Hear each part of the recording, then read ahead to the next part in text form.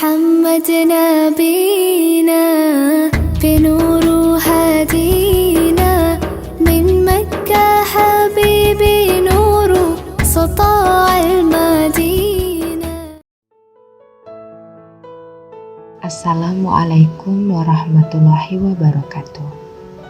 Pada kesempatan kali ini, saya akan menceritakan tentang tahun-tahun terberat yang dialami oleh Rasulullah, yaitu tahun berduka cita. Tahun kesedihan dan terberat yang dialami Rasulullah kenal dengan sebutan Amul Husni. Kejadian ini terjadi pada tahun ke-10 masa kenabian. Pada saat itu, Rasulullah kehilangan dua orang yang amat beliau cintai, yaitu Abu Thalib dan Sayyidatina Khadijah. Abu Thalib adalah orang yang mengasuh Rasulullah sejak berusia 8 tahun. Kedekatan Rasulullah dengan Abu Thalib sangat luar biasa, hingga pada saat Nabi Muhammad SAW menerima wahyu dan menjadi nabi, sikapnya tidak berubah. Walaupun ajaran yang dibawa Rasulullah bertentangan dengan keyakinannya. Saat Abu Thalib sakit, Rasulullah SAW terus berusaha meyakinkan Abu Thalib untuk memeluk agama Islam. Bahkan ketika sakitnya bertambah parah pun, Abu Thalib tetap pada keyakinannya. Dalam As-Shahih diriwayatkan, ketika Abu Thalib menunggu kematiannya, Rasulullah di sampingnya bersama dengan Abu Jahal dan Abdullah bin Abu Umayyah. Beliau meminta pamannya untuk mengucap syahadat, akan tetapi Abu Thalib tidak berkenan. Lalu beliau berkata akan memohonkan ampunan atas Abu Thalib. Setelah itu turunlah surat At-Taubah ayat 113 yang artinya tidak pantas bagi Nabi dan orang-orang yang beriman memohonkan ampunan kepada Allah bagi orang-orang musyrik, sekalipun orang-orang itu kaum kerabatnya. Setelah jelas bagi mereka bahwa orang-orang musyrik itu penghuni neraka jahanam, tidak perlu dijelaskan lagi tentang bagaimana perlindungan dan pembelaan Abu Thalib terhadap Rasulullah. Dalam Sahih Bukhari dan Muslim yang diriwayatkan dari Abbas bin Abdul Muthalib, dia berkata kepada Nabi SAW, "Engkau sudah cukup dengan keberadaan pamanmu. Dia melindungimu. Dia marah demi engkau." Beliau Rasulullah SAW bersabda, "Dia berada dalam kobaran api neraka. Andai bukan dengan sebab aku, sungguh dia sudah berada di lapisan neraka yang paling bawah." Sejak meninggalnya Abu Thalib, perlakuan orang-orang Quraisy kepadanya semakin memburuk.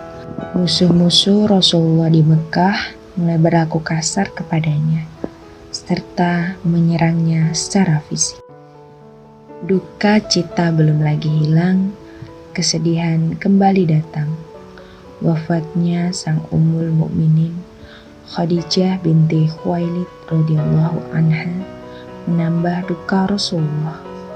Peristiwa ini terjadi pada bulan Ramadan tahun ke-10 masa kenabian. Kala itu umur beliau mencapai 65 tahun. Saat Khadijah meninggal dunia, Nabi sangat terpukul. Khadijah adalah istri yang memberikan kasih sayang, yang menguatkan dan mendinginkan hatinya.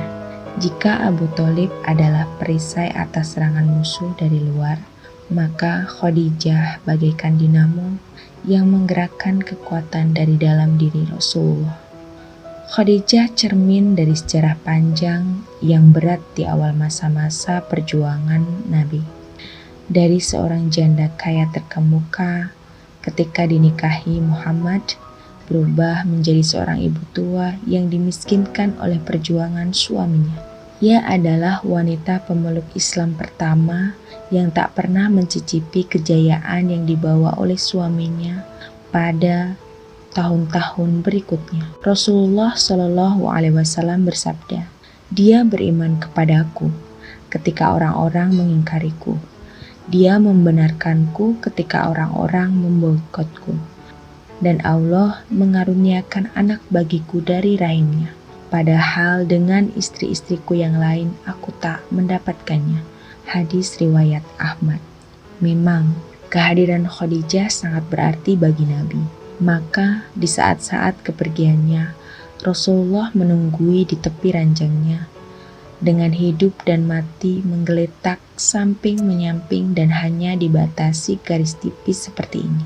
Rasulullah barangkali dapat merasakan betapa besarnya nilai Khadijah secara lebih gamblang dan tajam. Bahwa tujuan akhir kehidupan rumah tangga bukan kekayaan, karena Khadijah telah mengorbankannya. Bukan reputasi dan keharuman nama, karena ini pun telah luntur sejak mereka diejek dan dinista kaum kafir Quraisy. Di saat-saat begini, mungkin perasaan Rasulullah guncang. Bagaimana kalau garis tipis ini sirna dan Khadijah meninggalkannya? Tetapi Nabi sadar betul bahwa Tuhan menciptakan makhluk dengan umur terbatas. Tiada penyesalan karena istrinya telah memberikan segalanya. Rasulullah menatap wajah pucat istrinya. Sekonyong-konyong pembatas hidup dan mati itu membaur.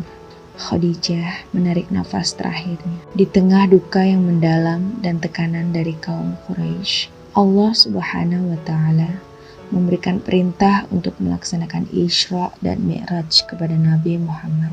Perjalanan dari Masjidil Haram menuju Masjidil Aqsa, dan dari Masjidil Aqsa naik ke Sidratul Muntaha untuk mendapatkan perintah langsung dari Allah Subhanahu wa Ta'ala, yaitu sholat 5 waktu. Berbagai duka yang telah menimpa Rasulullah, berbagai siksaan yang diterima oleh beliau membuat Rasulullah bersedih, hingga para sahabat mendesak beliau untuk berhijrah keluar dari Mekah. Karena itulah mereka memutuskan keluar dari Mekah. Wassalamualaikum warahmatullahi wabarakatuh.